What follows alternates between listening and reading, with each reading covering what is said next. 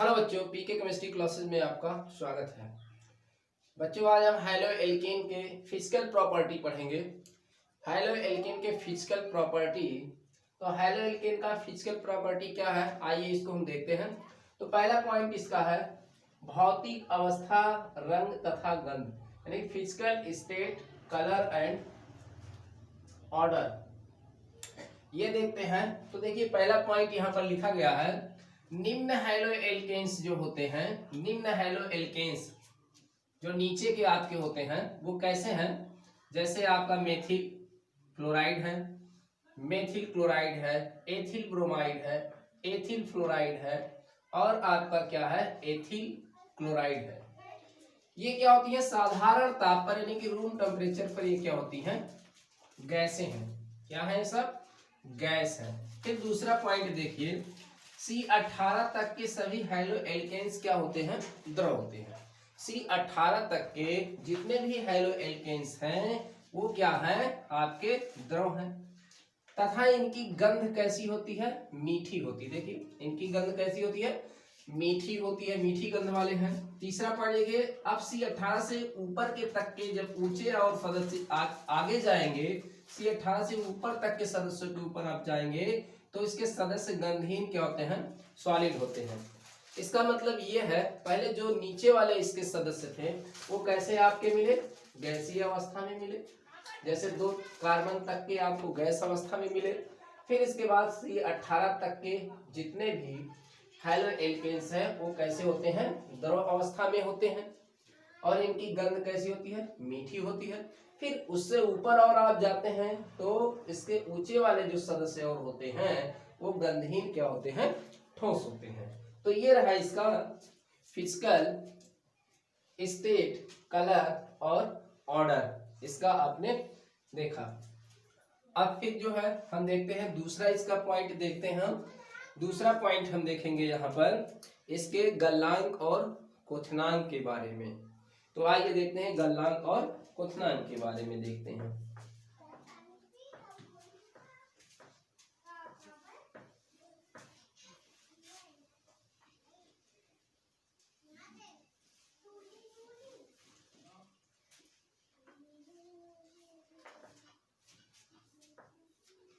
दूसरा पॉइंट क्या है,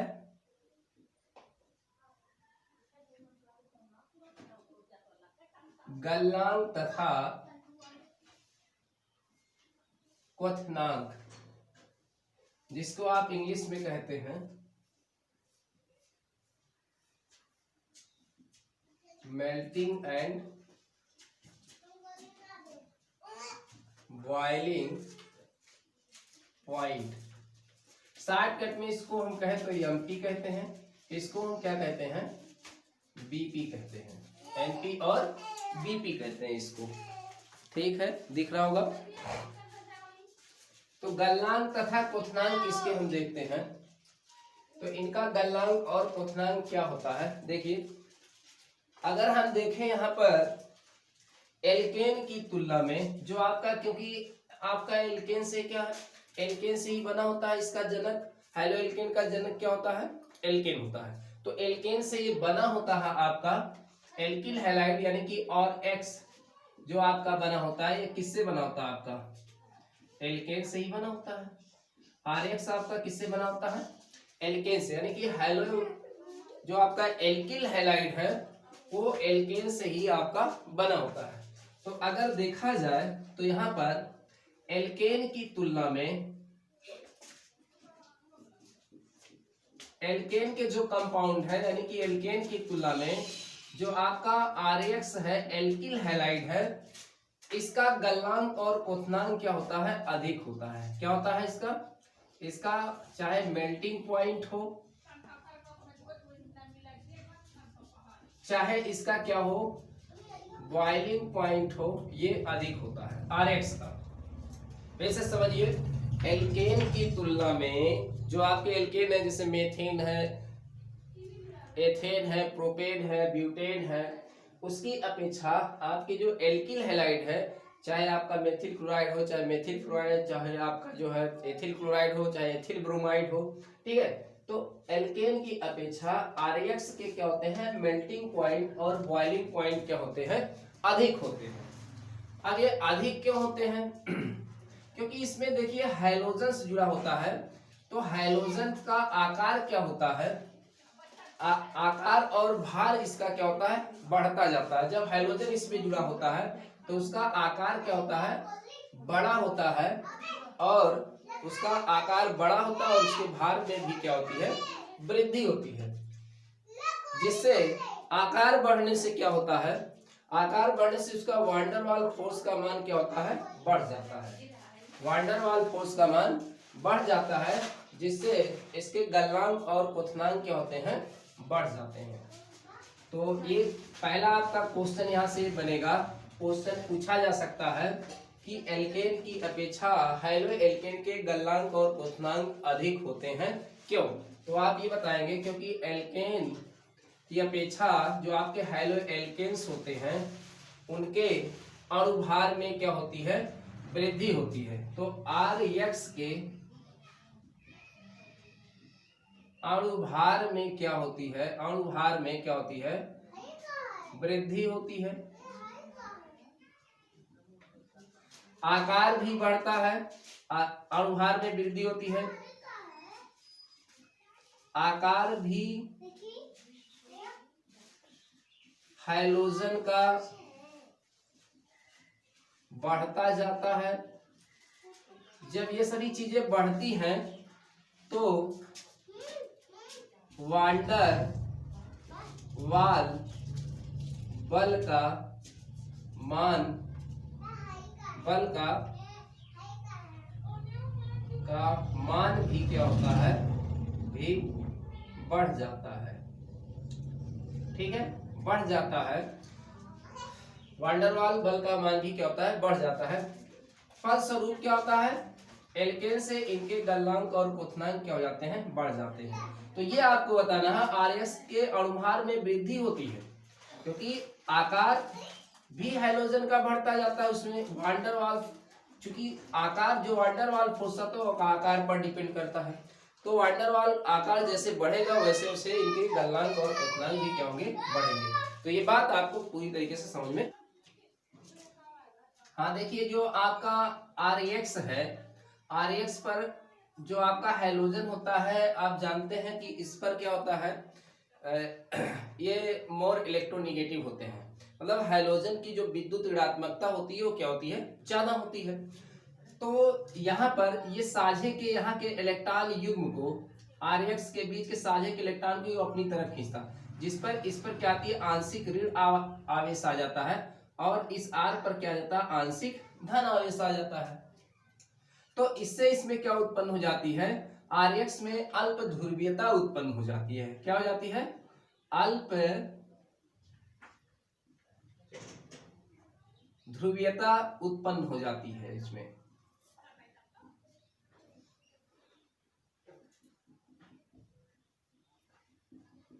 अल्प ध्रुवीयता इसमें आ जाती है, उत्पन्न हो जाती है।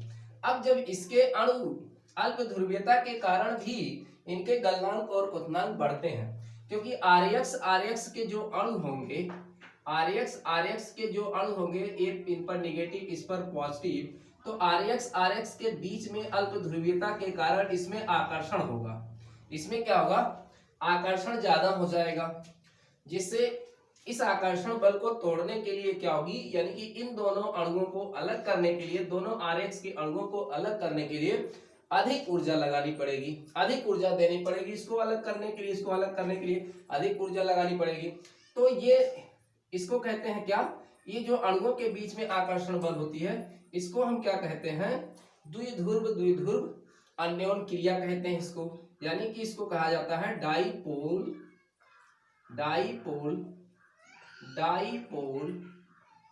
इंटरेक्शन।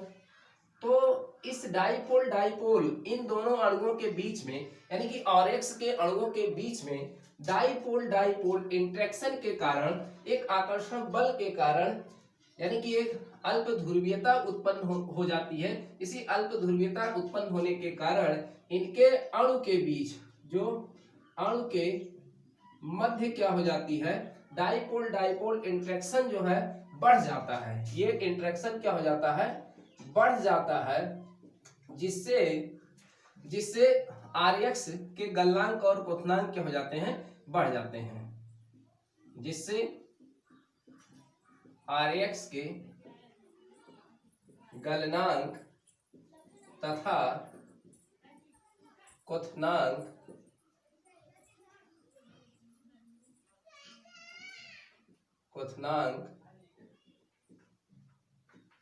बढ़ जाते हैं। तो आपने देखा दो तरीके से हमने आपको बताया कि इसके गलनांक और क्वथनांक कैसे बढ़ते हैं। एक तो आरएक्स में उनके अणुभार और आकार में वृद्धि होने की वजह से वान डेर वाल फोर्स बढ़ा, जिससे उनका गलनांक और क्वथनांक क्या हुआ, बढ़ा।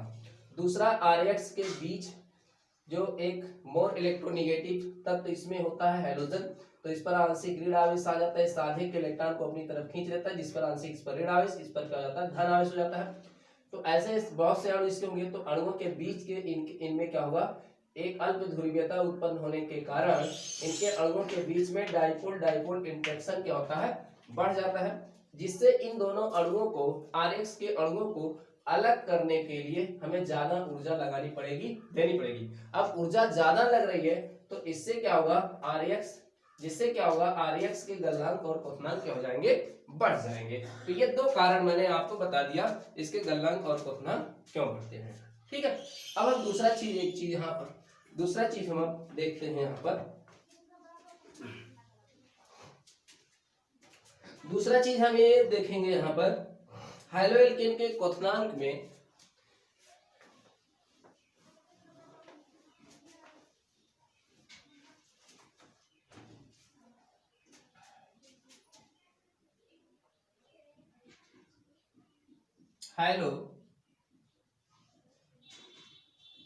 हैलोएल्केन के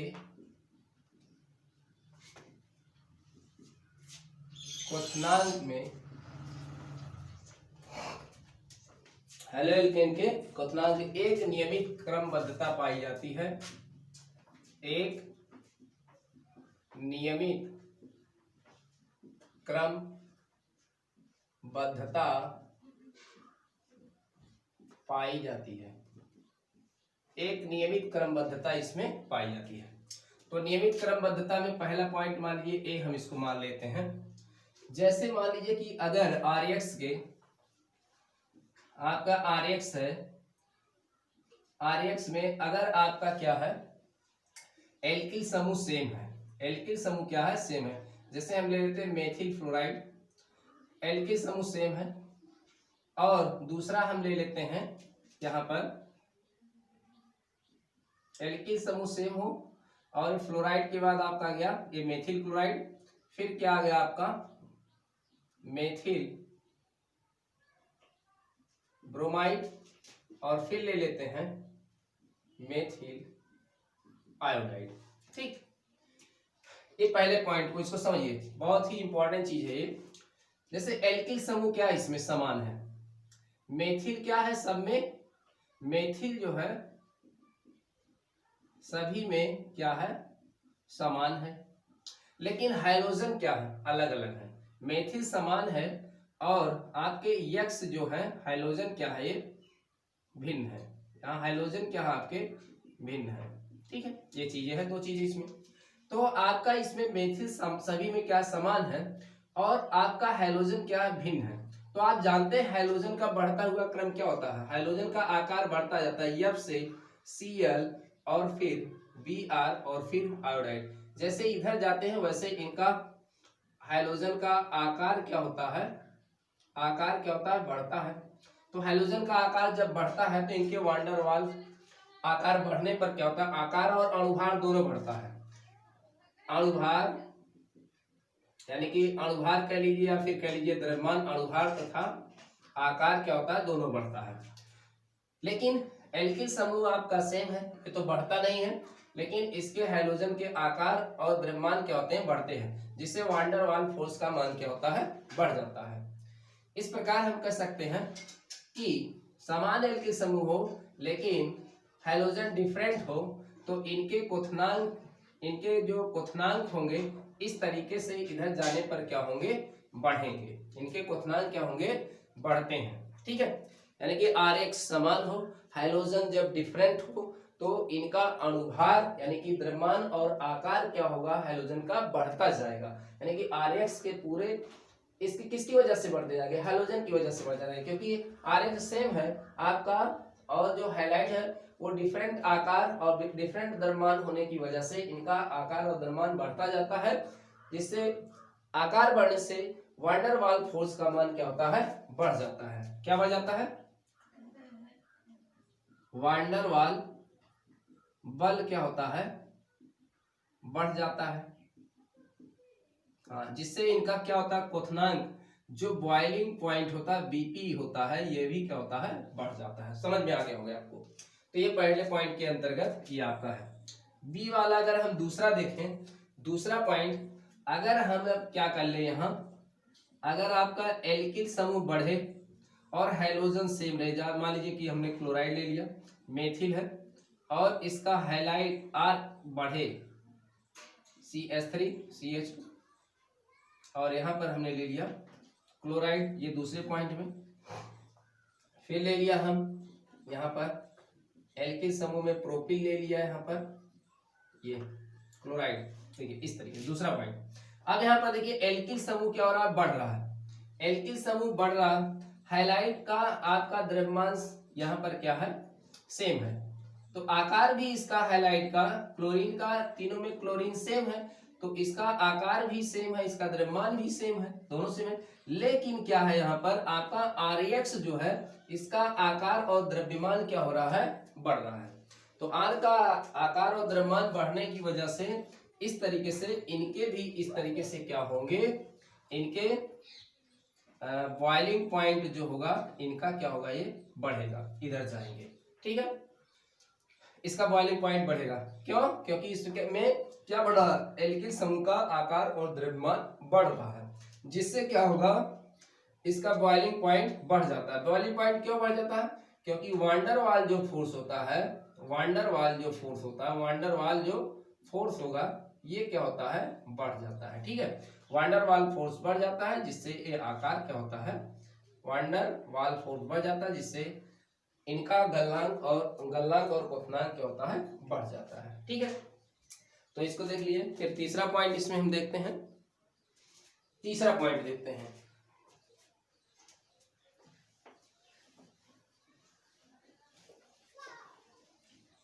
ये बहुत ही इंपॉर्टेंट टॉपिक है, इसको बहुत ध्यान से देखिएगा। तीसरा है समावयी एल्केन में, तीसरा अगर देखेंगे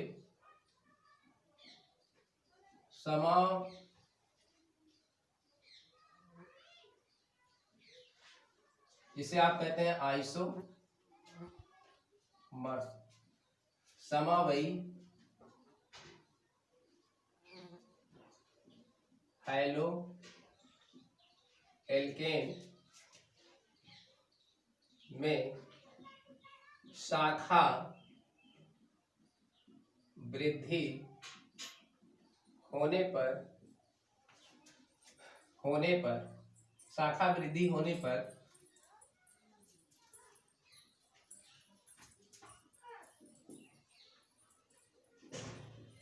क्वथनांक का मान घट जाता है, क्वथनांक का मान क्या होता है, घट जाता है। जैसे हम एग्जांपल अगर लें,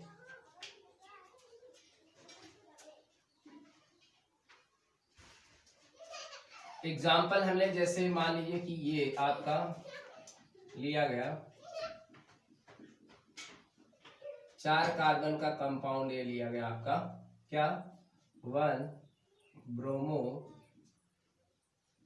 ब्यूटेन। ठीक है, लिया गया। इसी की एक शाखा और हम बनाए 3 कार्बन का, तो ये 3 कार्बन की एक शाखा यहाँ पर बनाई गई और यहाँ पर Br यहाँ पर लिया गया, ये शाखा यहाँ पर बना ली गई, तो ये इसके समावयी ही है, यहाँ H होगा, यहाँ CH2 होगा, ये आपका क्या हो गया 1 ब्रोमो 2 मेथिल,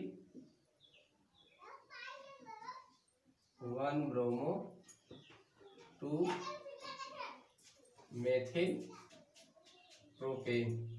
एक समावेशी इसका और बनेगा, एक कार्बन और ऐसे इधर से जोड़ दिया जाए, ब्रोमो यहां लगा दिया जाए। देखिए इसमें शाखा में क्या हो रही है, वृद्धि हो रही है। तो ये आपका 1 2 और ये 3, तो ये क्या हो गया आपका 2 ब्रोमो 2 मेथिल प्रोपेन। ठीक, ये होगा। देखिए जैसे जैसे ये क्या है शाखा, देखिए जैसे जैसे शाखा इसमें क्या हो रही, बढ़ रही है, इसमें शाखा बढ़ रही है, वैसे वैसे इसके क्वथनांक क्या होते हैं, घट जाते हैं। अब इसका क्या कारण है घटने का, क्योंकि देखिए जैसे इसकी सरफेस एरिया बहुत ज्यादा है। इसका कारण क्या है, इसकी सरफेस एरिया बहुत ज्यादा है। इसकी सरफेस एरिया क्या, देखिए इतनी कम हो गई, इसकी सरफेस एरिया क्या हो गई, इतनी ही हो गई।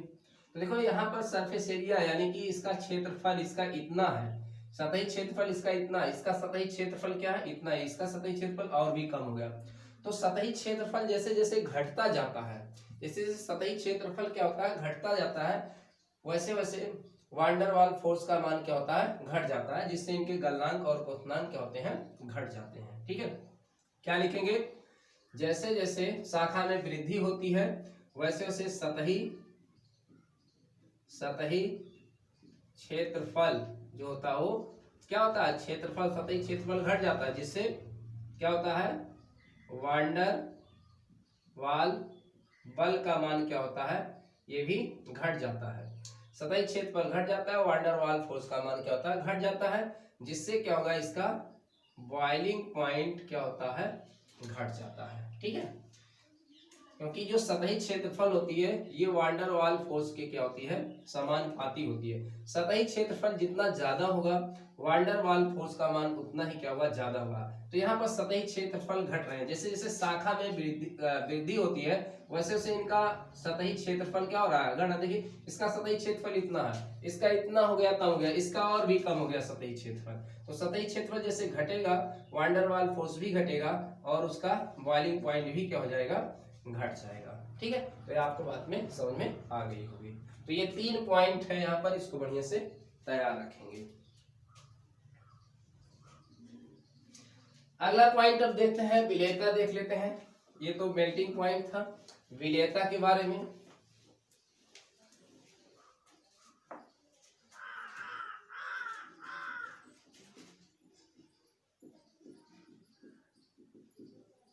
सॉल्वेबिलिटी, विलेयता।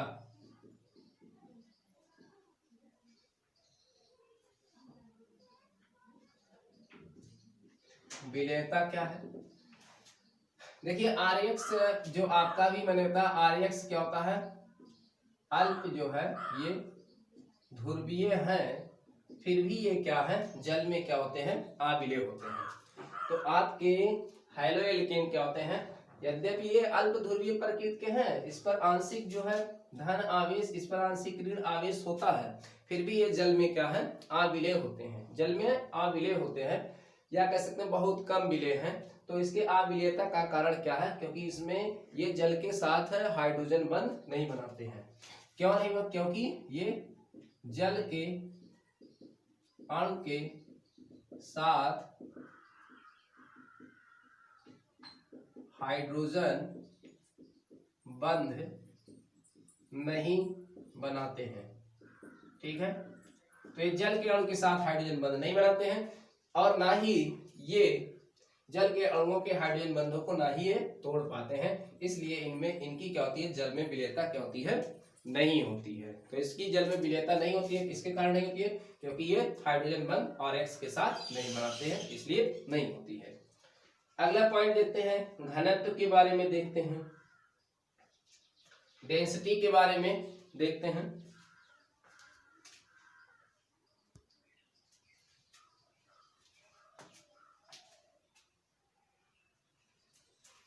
हाँ, इसका घनत्व हम देखते हैं।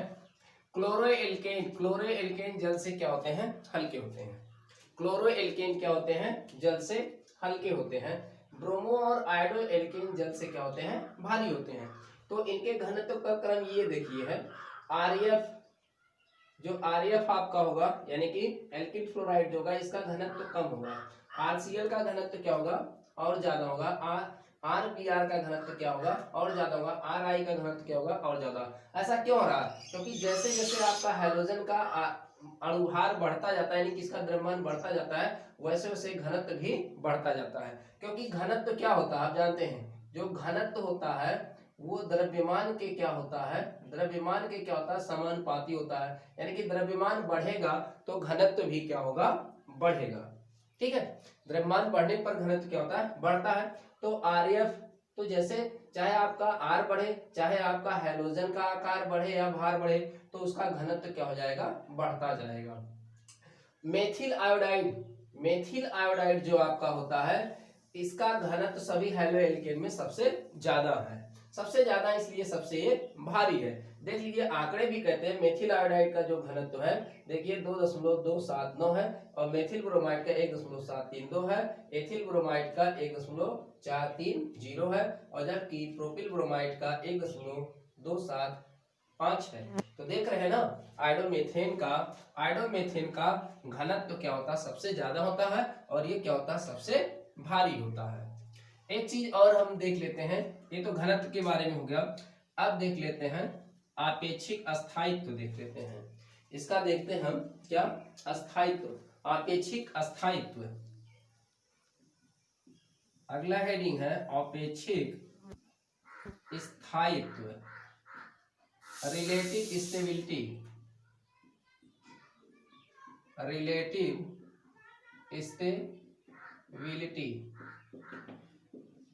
आपेक्षिक अस्थायित्व, आपेक्षिक अस्थायित्व कैसे डिपेंड करेगा तो आप देखते हैं R जो आपका RF होगा, RF और जो है आपका RCl है और आपका R क्या है Br है और R क्या है आपका I है।